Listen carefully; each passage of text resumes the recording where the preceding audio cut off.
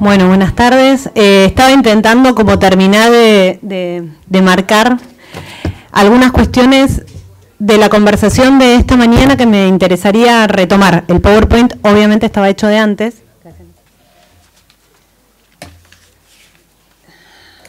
Razón por la cual voy a estar como por momentos yendo y viniendo, pero como la intención de este encuentro es que se genere un diálogo y un debate y no dar una conferencia o una clase o algo así. Les pido por favor que si en algún momento, lo mismo que señaló Iván, si en algún momento necesitan hacer una pregunta puntual sobre alguna cuestión específica que no quieren que se les pase, levanten la mano y lo armamos. Y si no, bueno, al finalizar la presentación, me imagino que discutiremos bastante. La gente de organización me pidió por favor que sea incisiva y molesta de manera tal de que no se duerman, porque es una hora complicada, así que toda mi pasión va a estar destinada a mantener su atención. Vamos a ver si lo logro. Como ya señalaron tanto Natalia como Eduardo, participé elaborando uno de los capítulos del libro que se está presentando. El mismo se llama Información, Archivos y Acceso, Sistemas de Gestión de la Información en América Latina. La verdad es que cuando me llegó esta convocatoria de parte de Natalia, a quien no conocía, de hecho, bueno, es una de las cuestiones, ¿no?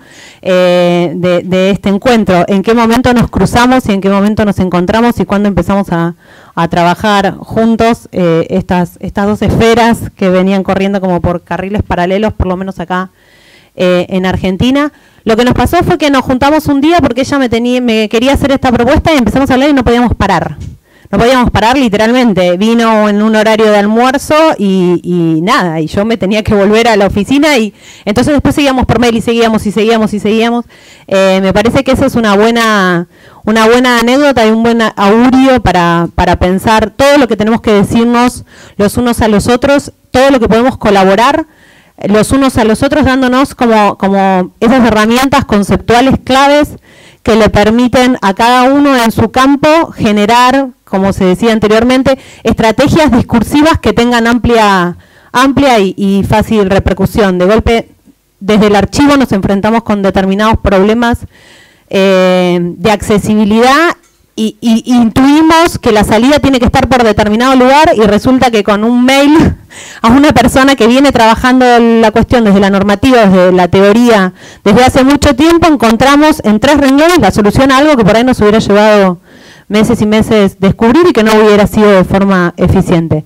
Así que, en primer lugar, todo este introito es para agradecer infinitamente la posibilidad que me dio Natalia de participar en esto, de empezar a entablar este diálogo. Decíamos entonces, y fue algo que surgió esta mañana, que la regulación, que uno de los principales problemas a los que nos enfrentamos actualmente en relación a la regulación del derecho de acceso a la información es el ejercicio efectivo de este derecho. Algo así como las posibilidades o las limitaciones de las condiciones de institucionalización. En varios países, y no voy a hablar acá de esto porque me parece que la mayoría de los especialistas lo tienen mucho más claro que yo, se ha aprobado normativa relacionada con el acceso a la información. En nuestro país la misma tiene rango constitucional, por más que todavía no hayamos podido hacer efectiva la ley de acceso a la información. Sin embargo, las posibilidades de implementación real empiezan a chocarse con determinados problemas. Se mencionó a la mañana, mencionaba un compañero que en ese chocarse frente a los inconvenientes es que se encuentran con los archivistas. Espero que cada vez que se encontraron haya sido para que les brinden las soluciones del caso y no para que les entorpezcan la tarea. Y en ese sentido quiero retomar algo que dijo Andrés a la mañana. A veces tenemos que poder diferenciar lo que es la realidad de lo que son las malas prácticas, de lo que son las buenas prácticas establecidas por una profesión. Yo voy a estar haciendo esta presentación todo el tiempo pensando en cuáles son las buenas prácticas que la disciplina archivística intenta difundir, intenta generar en la comunidad de archiveros.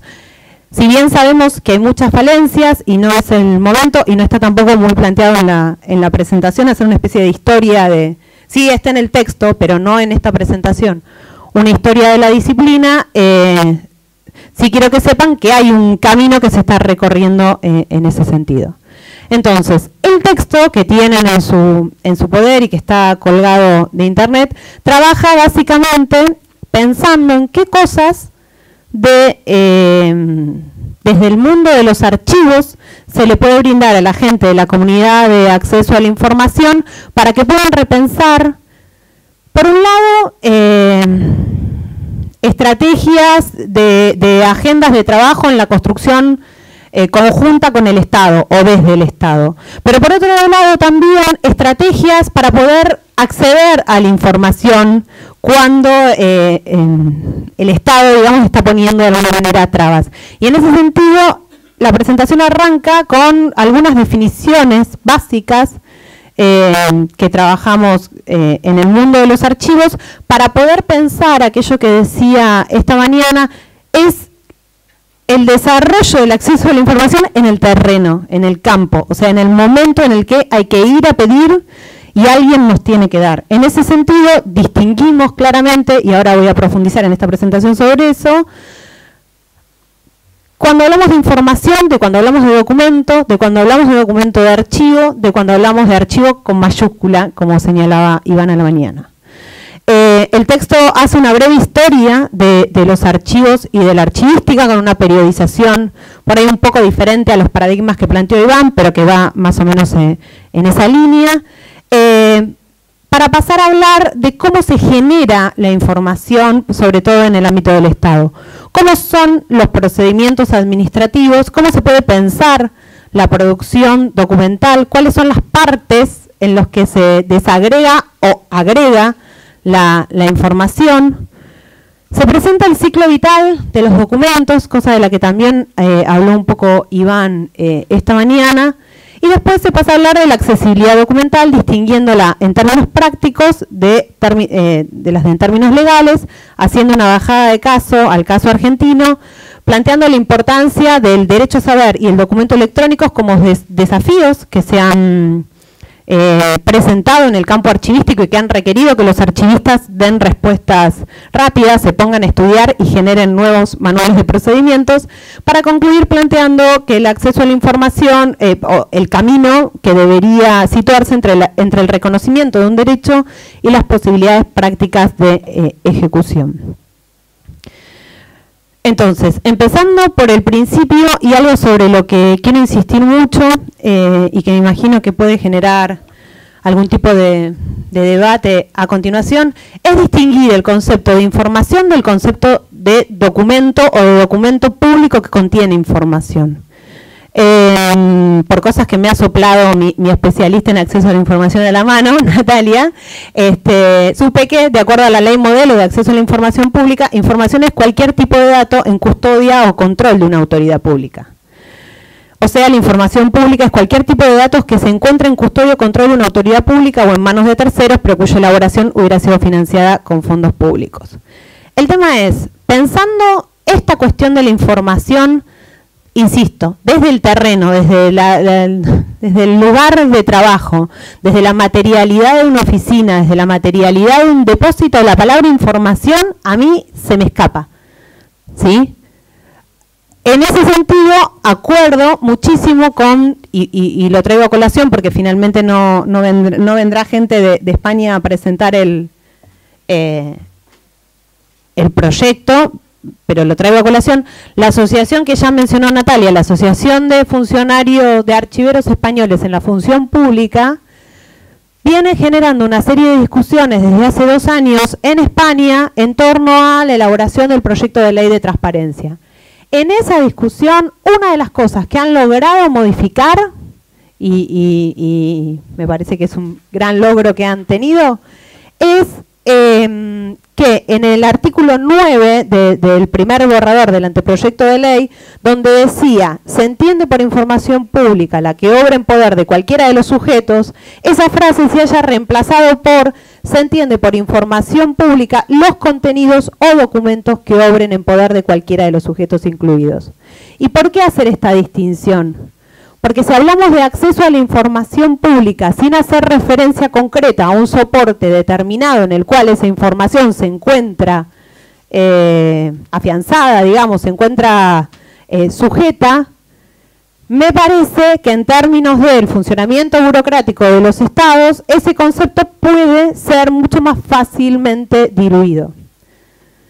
Entonces, en ese sentido, y esto ya lo planteó Iván, así que no voy a hacer mayor hincapié en este tema, los archivistas, en las ciencias sociales hay varios debates sobre el tema, pero los archivistas solemos hablar de documento como todo registro de la actividad del hombre o la mujer fijado en un soporte durable.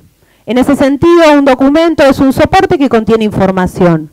No importa qué tipo de soporte, una escultura, una pintura, un palacio, una publicación periódica, todos son documentos en el sentido de que sobre un registro, Natalia lo había dicho a la mañana, esto que estoy diciendo es información, pero carece de documento, salvo si hacemos referencia a la filmación o al audio, ¿sí? Son distintas formas de registro de esto que está, o a los apuntes que ustedes toman, de esto que estamos haciendo.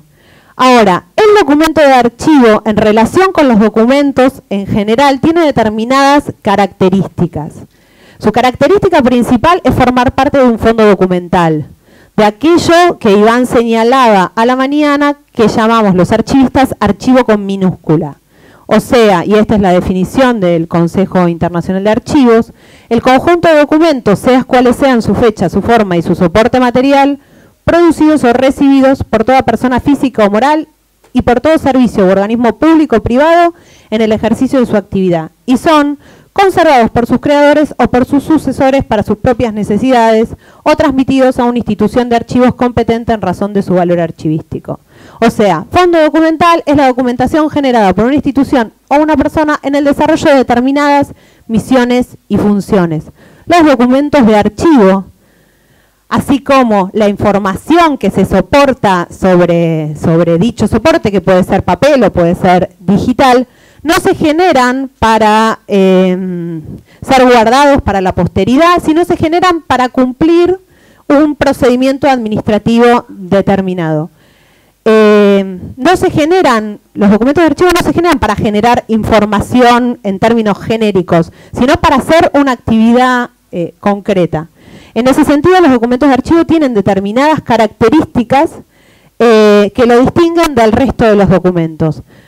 Básicamente, y voy a insistir sobre esto porque después al finalizar voy a volver a insistir sobre este tema, los documentos de archivo contienen una información que es la que está plasmada en su soporte, que es la información que podríamos denominar literal, y tienen una información que no está plasmada en su soporte, que es la información contextual, la que se encuentra en referencia con los documentos que se generaron antes y con los documentos que se van a generar después. Por eso hablamos de que los documentos de archivo se producen en forma seriada. Y esto es fundamental. ¿Por qué es fundamental? Porque si pensamos desde el lado del acceso a la documentación y desde el lado del acceso a la información, no es lo mismo que un servicio público, que una institución o que un archivo me permita ver un documento suelto a que me permita ver ese documento en su conjunto. Que me dé el documento suelto sin decirme de dónde viene, hacia dónde va y en el marco de qué normativa fue producido, es lo mismo que si lo hubiera cortado a la mitad y me lo hubiera dado al medio. ¿Sí? Por eso voy a volver varias veces sobre esto. O sea, dentro del concepto de información pública, desde los archivos pensamos en información que se encuentra plasmada en un soporte determinado y desde la información contextual que esa institución genera en relación con ese documento. Entonces, a la hora de pensar la producción documental y a partir de varias charlas que hemos tenido con Natalia, porque esto y hago otro paréntesis, esto también es bastante difícil de explicar, digo. Es como que les pido a ustedes que expliquen cómo es que se levantan todos los días a la mañana. Digo, a veces nos cuesta, a quienes trabajamos cotidianamente con determinadas cuestiones, pensar cómo transmitir eso que para nosotros es tan obvio a una comunidad que en realidad está pensando desde otro lado y de otra manera. Entonces le decía, bueno, me parece que es fundamental que dentro del texto, quizás no tanto en la presentación, podamos pensar en esto. Bueno, ¿cómo se encuentra plasmada la información en los organismos públicos? ¿Cómo se produce? O sea, ya dijimos, se encuentra plasmada en un soporte determinado generando documentos de archivo. Ahora, ¿cómo se producen esos documentos de archivo? Esos documentos de archivo no se producen de cualquier manera. Las administraciones, por lo general, no es que el día que un burócrata se levanta a la mañana y dice, bueno, esta mañana voy a escribir las notas así. Van a empezar, mi querido señor presidente, 2 puntos. Hoy, que es tal día, tal día, tal día, ¿sí?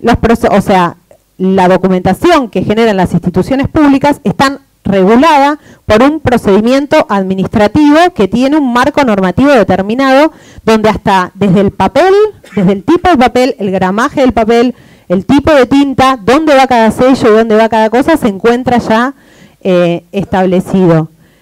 Esos tipos documentales, a su vez, generan estas series documentales, que era de lo que hablaba anteriormente. Una serie documental es toda la documentación que genera una institución para cumplir con una actividad determinada.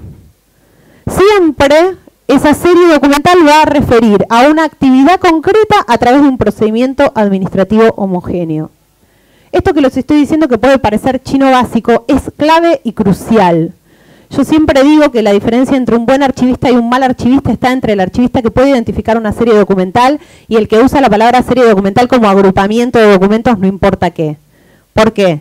Porque si identificamos correctamente la producción de documentos en relación con una actividad concreta y un procedimiento administrativo determinado, con una descripción general de esa serie, vamos a poder determinar cuánto tiempo esa documentación debe guardarse. Si esa documentación puede tirarse, si esa documentación debe ser clasificada en términos de seguridad o no, si esa documentación contiene datos sensibles que deben ser, de los cuales debe preservarse la intimidad o no. ¿Me explico? O sea, más allá de la discusión en torno a si es legítimo o ilegítimo clasificar documentación, si es legítimo o ilegítimo proteger la intimidad de las personas, que no es una discusión en la que quiero extraer en este momento, lo que quiero que quede claro es que entender e identificar una serie documental desde el inicio de la gestión de cualquier administración es lo que permite saber cuánto tiempo esa documentación va a servir para los motivos por los cuales fue creado. ¿Cuánto tiempo debe guardarse en guarda precaucional? O sea, por si hay cuestiones legales o contables que surgen de la misma una vez finalizado el motivo por el cual esa documentación fue creado, y saber si una vez pasados esos plazos, o sea, cuando ya no puede haber reclamos en relación con la finalidad primaria de esos documentos pueden destruirse o deben ser transferidos a un archivo histórico, ¿sí? En ese sentido mencioné entonces eso que en archivística algunas corrientes, como señalaba Iván, los postmodernos las vienen discutiendo, pero me parece igual claro que está bueno presentarlo, llamamos el ciclo vital de los documentos. Esto de pensar que los documentos no solo se generan, el Estado o sea, los documentos el Estado o las instituciones los generan para cumplir una función o una actividad determinada. Pero una vez finalizado ese motivo, aquello que llamamos la primera edad, pasan a preservarse en un plazo de guarda precaucional un tiempito por si hay reclamos. Esos tiempitos están establecidos por ley. ¿Cuánto tiempo tiene un ciudadano o la propia administración para reclamar en relación con ese trámite o ese procedimiento? Una vez vencidos esos 2 plazos, se evalúa si ese documento hace a la historia de la sociedad, a la memoria de la institución productora, o preserva derechos que son imprescriptibles, o sea, que no tienen vencimiento, y entonces esos documentos se deben guardar para siempre. ¿Por qué es importante que alguien de la comunidad del acceso a la información pueda pensar en este tema? Si en la Argentina a quienes sancionaron la ley de protección de datos sensibles se les hubiera ocurrido pensar en este tema, En la Ley de Protección de Datos Personales y Sensibles, conocida también como Habeas Data de la República Argentina, no figuraría un inciso que dice que toda documentación que posee datos personales o sensibles debe ser destruida una vez finalizado el motivo por el cual fue creada. O sea, si hacemos valer la ley en forma retrospectiva, las cédulas censales del siglo XIX deberían ser destruidas, porque poseen datos personales y sensibles, y ya está, el censo ya se hizo. ¿Sí? Entonces, empezar a pensar en términos de la producción documental, en cómo las instituciones generan sus documentos y cuál es la forma más eficiente de gestionar esos documentos que son generados, me parece, nos brinda herramientas para pensar políticas de acceso y de cuidado.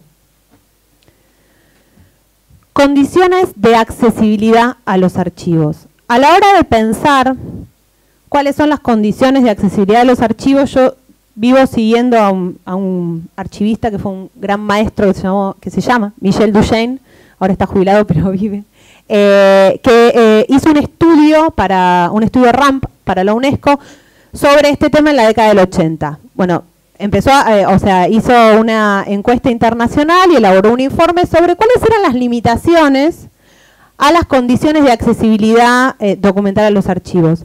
Y básicamente lo primero que planteo es que para pensar las limitaciones a la accesibilidad documental en materia de archivos, lo primero que hay que hacer es poder distinguir lo que es el campo legal del campo práctico. ¿Sí? O sea, una cosa son las limitaciones establecidas por clasificación de documentos, datos sensibles, etcétera, y otra cosa es que exista toda una batería de leyes, que me parece es un poco, o de normativa, es un poco el caso que estamos intentando abordar, que plantee que el acceso es público y la imposibilidad concreta de llevar adelante ese acceso. En ese sentido, estas condiciones de orden práctico, él las intentó presentar ordenadamente, o sea, aquellas que tienen que ser salvadas en primera instancia de aquellas que son más adicionales, o sea, pensando en una política de acceso a la información o a los documentos que contienen información, para ser más precisa, que es lo primero que seguro nos tenemos que asegurar porque no vamos a poder de otra manera acceder. Me imagino que ya lo habrán pensado. La primera es la conservación física de los documentos. O sea, si los documentos se encuentran, como ven en la foto superior izquierda, en un vagón abandonado en el medio de la provincia de Río Negro, ¿sí? O en el depósito de una institución, sometidos a condiciones de, no digo de humedad, digo de agua, de lluvia, ¿no? De filtración, de gotera, de animales, de etcétera, muy difícilmente vamos a poder acceder a la información que preservan esos soportes. Habiendo sufrido los documentos graves deterioros a su estado de conservación física, hay formas de remediarlo. O sea, tampoco es que ninguna de las fotos de la izquierda no son pérdidas automáticas y absolutas de información, pero el costo de remediar eso es altísimo. Y esta es una de las cuestiones, uno de los latiguillos con los que la responsable del área de conservación del Departamento de Archivo Intermedio del AGN vive insistiendo cada vez que va a hacer una asistencia técnica en las instituciones. Les hace la cuenta de lo que sale mantener un depósito en buenas condiciones versus lo que sale restaurar un documento que fue sometido a condiciones de humedad, temperatura, animales, etcétera. Entonces, pensando en el acceso a la información de orden práctico, lo primero que uno tiene que poder asegurarse es que los documentos estén. La segunda es la existencia de repositorios, servicios y equipamientos en los archivos. Si yo tengo los documentos, pero los tengo todos arrumbados en un pasillo, ¿sí? O los tengo todos tirados adentro de un depósito donde la humedad es buena y no entran alimañas, digamos, pero están arrumbados, voy a tener una limitación muy grande para poder identificar qué hay del otro lado de esa puerta. Entonces, depósitos en buenas condiciones, equipamiento, buenas estanterías, etcétera, una limpieza adecuada y algunos servicios. En tercer lugar, la identificación, organización y el respeto de los fondos documentales. Si yo tengo la documentación, si tengo buenos servicios, buen equipamiento, pero no sé lo que tengo, no tengo la menor idea de qué se trata, cada vez que venga alguien a preguntar por algo voy a tener que revisar cada papelito para ver si puedo dar respuesta o no puedo dar respuesta. Esto que parece una obviedad, hace pocos días fue presentado por una persona que estaba presentando un archivo comentando al pasar que tenían, por ejemplo, en 200 metros lineales, que son 200 estanterías de 1 metro, esa cantidad de documentación que para los archiveros es ínfima, 1.500 pedidos de información atrasados, 1.500, que tardaban alrededor de 1 año y medio en dar respuesta a los pedidos de acceso a la información. ¿Por qué? Porque no tenían claro qué era lo que tenían. ¿Sí? Entonces, cada vez que alguien iba y preguntaba por algo, ellos con muy buena voluntad, la mejor voluntad del mundo, iban a mirar cada papel a ver qué podían encontrar. En ese sentido, también es importante que haya asignación de medios económicos y de personal, que haya una sala de consulta. Lo que ven a su izquierda es una sala de consulta. O sea, hay personas a las que se las invita a revisar los legajos ahí.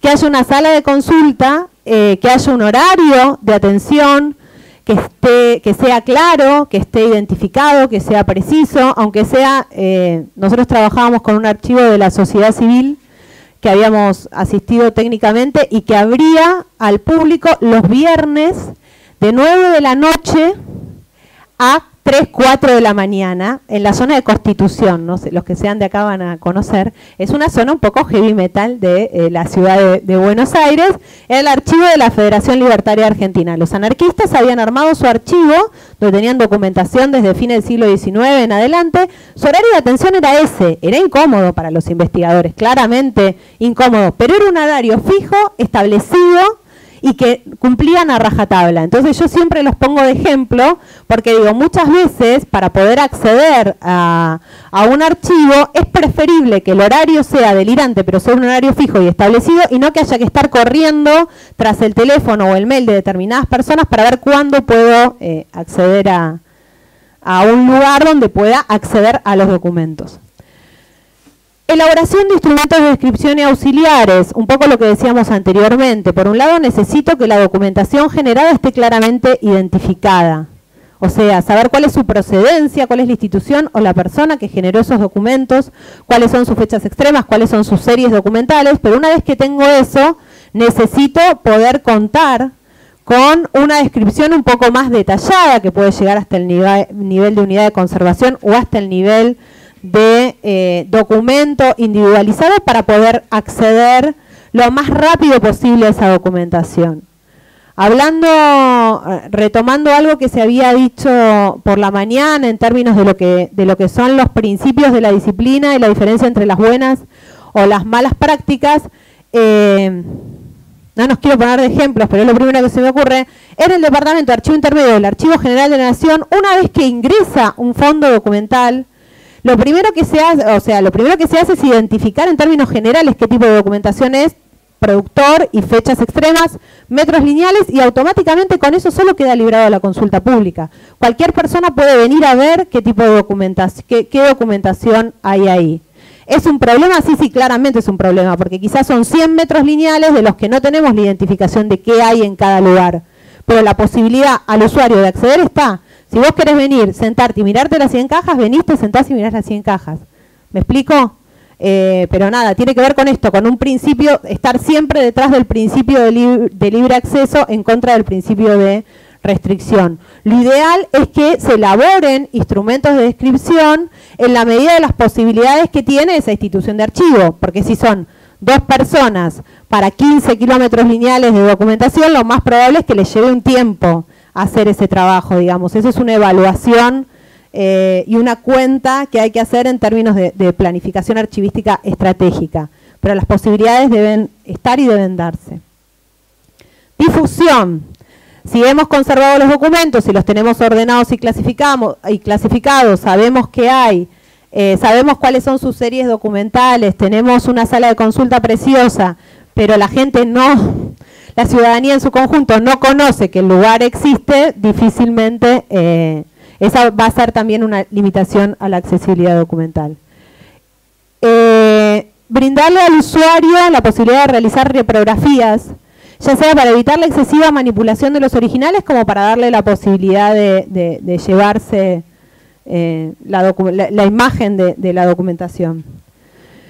Y estaba por último, pero hoy por hoy se ha transformado, porque como les decía, es un informe de la década del 80, hoy por hoy se ha transformado en principal, la existencia de maquinaria adecuada para la lectura de documentos audiovisuales o informatizados. Antiguamente, de la década del 80 para atrás, esta existencia de maquinaria adecuada en un archivo histórico se relacionaba con documentación que el archivo histórico tenía copiada en formato microfilm. Hoy por hoy, este problema que estaba como en último lugar empieza a estar al principio, porque hoy por hoy se empieza a generar documentación en un soporte que requiere sí o sí de determinada maquinaria y de determinados programas para poder ser leída.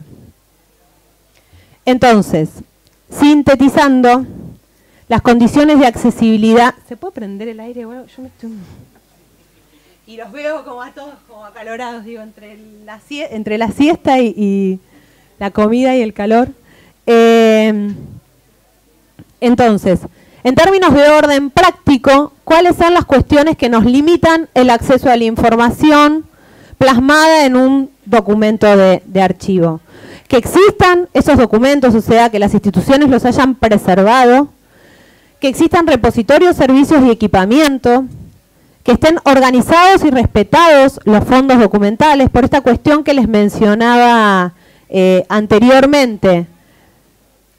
Y voy a volver con esto sobre el final. Muchas veces se ha mezclado, confundido, que también fue un poco abordado a la mañana, el problema de los centros de documentación con respecto a los archivos. Sobre todo en relación a la problemática de los archivos vinculados a violaciones a los derechos humanos. En varios países de Latinoamérica se ha pensado, fundamentalmente en Argentina, lamentablemente, que una solución a los problemas de acceso a los archivos relacionados con violaciones a los derechos humanos se podía remediar a partir de crear centros de documentación que juntaran toda la documentación relacionada con esa temática. Y como señaló Andrés a la mañana, los archivos no guardan temas. Los archivos guardan la producción orgánica de determinadas instituciones o de determinadas personas. Si nosotros nos dedicamos a crear centros de información o centros de documentación que vayan a llevarse de determinadas instituciones los papeles que importan para determinada causa, lo que estamos haciendo es agarrar esos papeles y cortarlos al medio. Nos estamos llevando la mitad del papel. ¿Por qué? Vuelvo otra vez a lo que decía al principio. Porque la información se soporta en un documento de archivo. En el documento de archivo leemos la información literal que esa institución daba respecto a una actividad concreta. Ahora, su relación con los anteriores y con los posteriores también nos está brindando información. Información que puede no haya quedado registrada en ningún otro lado y solo la podamos entender a partir de deducir ese vínculo. 4, entonces decíamos, asignación de medios económicos y de personal, elaboración de instrumentos de descripción y auxiliares, difusión de archivos, documentos y descriptores, posibilidad de realizar reprografías para evitar la excesiva manipulación de los originales, existencia de maquinaria adecuada para la lectura de documentos audiovisuales o informatizados. En términos generales, las limitaciones a la accesibilidad documental relevadas en términos prácticos han sido estas. Seguramente cada uno de ustedes, sobre todo la gente que viene del derecho a la información, se ha enfrentado posiblemente a otras. Si quieren después podemos discutirlo y tomo notas y las sigo sumando. En términos de orden legal, y no me voy a meter específicamente acá con este tema, básicamente porque el CELE ha elaborado 2 documentos frente a lo que son las limitaciones documentales de orden al acceso a la documentación de orden legal, que a mí en lo particular más me preocupan, que son la clasificación de documentos y la protección de datos personales y sensibles. O sea, no quiero abordar este problema desde la teoría y desde lo que debería, no debería, los estándares internacionales, etcétera, sino de los problemas prácticos con los que nos enfrentamos en los archivos frente a esta cuestión. En primer lugar, suele suceder por lo menos en Argentina, y conozco la situación de otros países latinoamericanos, que la normativa que establece la forma de clasificación de los documentos no es pública, ¿sí? Entonces ahí tenemos como un gran primer inconveniente. ¿Qué documentación generada por el Estado es pública y cuál es clasificada? No es de conocimiento de la totalidad de la ciudadanía. Entonces la normativa que establece la forma de clasificación debería ser pública. El procedimiento de restricción a la consulta de esos documentos debería también estar establecido en forma clara, cosa que suele no suceder. Debería presentarse una lista lo más detallada posible del tipo de documentación que se clasifica, y en ese sentido, insisto con los principios y las herramientas de la disciplina, una de las formas más eficientes que puede tener, me parece a mí, el Estado en general para clasificar documentación que permita a su vez establecer plazos para la desclasificación y que eso se haga de una manera no tediosa, no documento por documento, es haciéndolo por series documentales. Si en la gestión documental de un Estado se identifican las series documentales, vuelvo al concepto de serie documental, o sea, se identifica que para hacer determinada actividad, esta institución estatal tiene que cumplir determinado procedimiento administrativo, y ese procedimiento administrativo tiene información que hace a la seguridad nacional, yo digo, esta serie documental, como está comprometida con la seguridad nacional en esta temática de esta manera, debe estar clasificada por 10 años. Pasados los 10 años, la documentación se desclasifica y punto, ¿sí? ¿Por qué insisto con esto? Porque tanto en Argentina como en algunos países latinoamericanos, la clasificación de seguridad no se da de acuerdo a las series documentales, sino de acuerdo al contenido.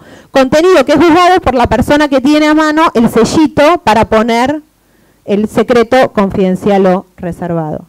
En ese sentido, de la mano del establecimiento claro de la clasificación de documentos en función de las series documentales, debería asignarse claramente la responsabilidad en la correcta aplicación de la normativa. O sea, no es cualquier perejil, por hablar más de pronto, que tiene el sello a mano el que le puede poner el sello. El sello tiene que estar puesto por un funcionario con determinado grado que lo firme y que se haga responsable ante la ciudadanía en su conjunto, porque a su vez, como está identificada la serie documental, la ciudadanía en su conjunto sabe que tal serie documental es clasificada por este plazo. A su vez se deben establecer plazos de comunicabilidad y plazos de guarda. La documentación clasificada, por más que sea evaluado que no debe, o sea, que vencido su valor primario, esto es el motivo por el cual fue creado y el tiempo de reclamo, después no tiene por qué pasar al histórico, tiene que tener un plazo en el cual la ciudadanía podrá consultarla antes de ser destruida. Otra limitación a la accesibilidad documental que surgió bastante durante la mañana es el tema del respeto a la vida privada y la protección de los datos sensibles. Una de las primeras herramientas, que era un poco lo que le comentaba a Eduardo, una de las primeras herramientas para equiparar, digamos, o para superar el conflicto entre el derecho de acceso y el derecho a la protección de la intimidad ha sido la disociación de los datos personales, ¿sí? Ahora, este sistema es carísimo y prácticamente imposible de cumplir en la mayoría de las instituciones públicas, porque el tiempo que demanda hacer ese trabajo de copiado y de disociación es muy alto, además de, bueno, los recursos, digamos que no cualquiera, digamos, alguien con determinado grado de responsabilidad tiene que hacer ese trabajo.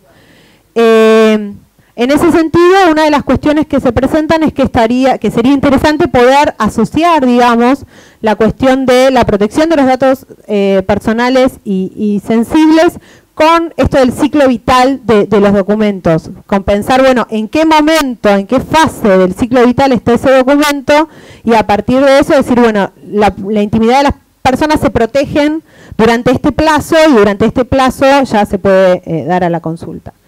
Otra cuestión que no se corresponde de la misma manera en los distintos países, me parece, es que en la mayoría de los países se habla de la protección de la intimidad de las personas vivas. Yo leía, nosotros los archivistas tenemos una gran herramienta, me había olvidado mencionarlo al principio de las condiciones de accesibilidad de orden legal. Los archivistas tenemos una gran herramienta en materia de accesibilidad legal a la documentación, que es una norma elaborada, en realidad no es una norma, son los principios de acceso a los archivos que elaboró el Comité de Buenas Prácticas y Normas del Grupo de Trabajo sobre Acceso del Consejo Internacional sobre Archivos, que lo que hacen es como tirarnos así orientaciones prácticas respecto a cómo mejorar la accesibilidad legal en los archivos.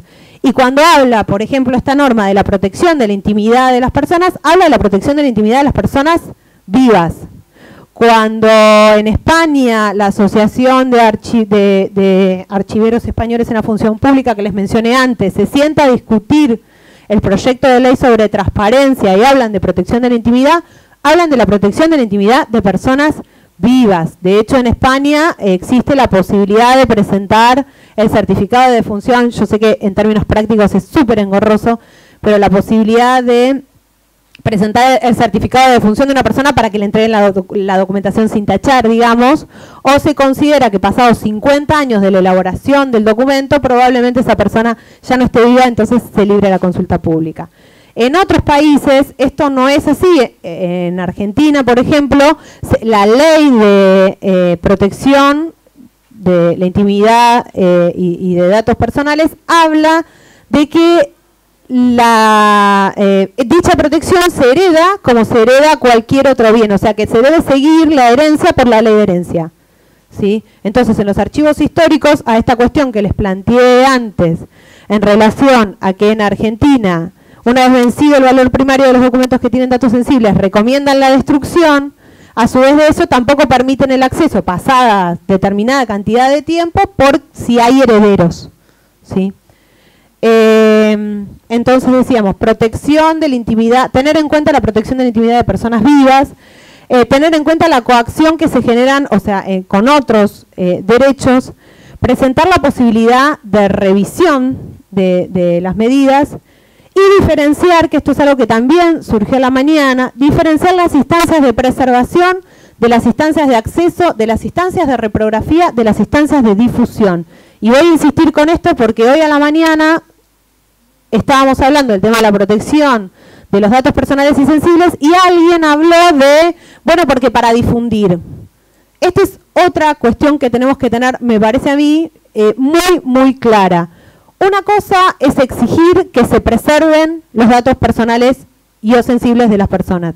Por eso había hecho la pregunta que no se respondió y ahora dejo, cuando empecemos la discusión, le pido por favor a Perrino, a Iván, que nos cuenten qué es esto del derecho al olvido, insisto, que se está planteando en Europa, porque lo que se está discutiendo, por lo menos lo que me había llegado a partir de un comunicado de la Asociación Nacional de Archivistas Franceses, es que el año pasado se estaba discutiendo hacer esto de plantear la posibilidad de destruir documentación que contiene datos sensibles o personales de personas fallecidas en nombre del derecho al olvido, ¿sí?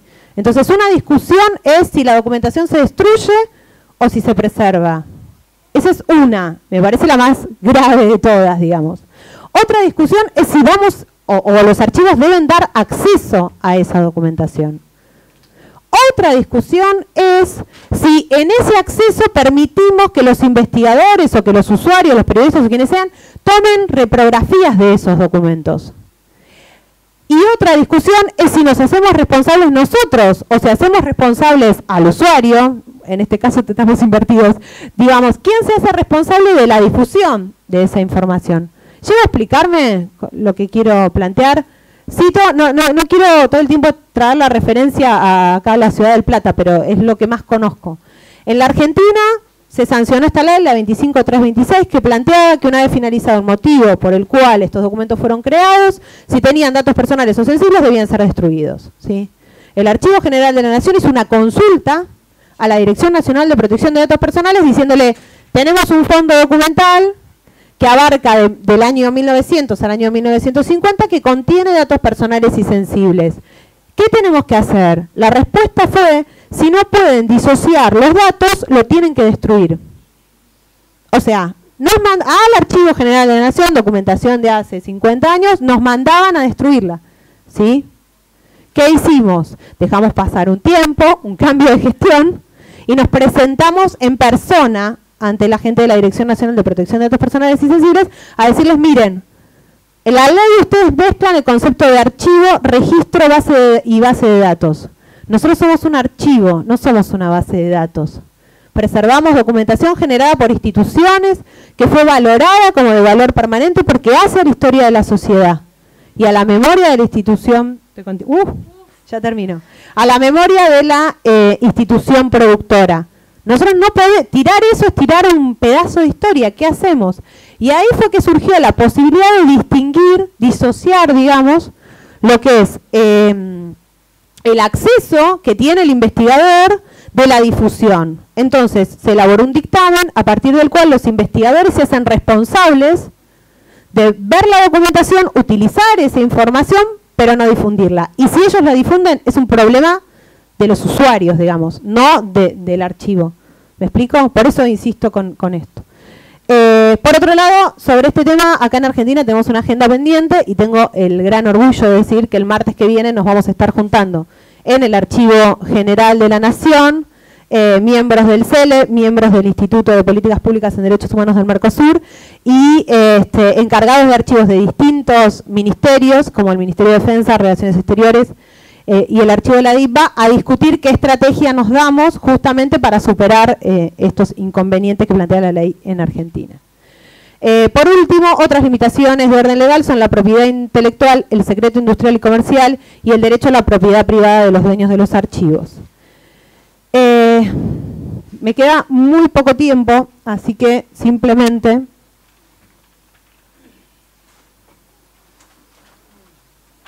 quiero destacar esta cuestión. A la hora de pensar la accesibilidad documental, a la hora de pensar el acceso a la información que contienen los documentos de archivo, cuanto más, me parece a mí, ordenada tengamos en nuestras cabezas cuáles son las limitaciones que esa institución nos está presentando para acceder, más posibilidades vamos a tener de recurrir, de quejarnos por qué es lo que no se está cumpliendo y de proponer soluciones. Si nos quedamos simplemente en que lo que queremos es acceder a la información en términos genéricos, me parece que es donde se genera esta especie de choque. No, yo esa información no la tengo y punto.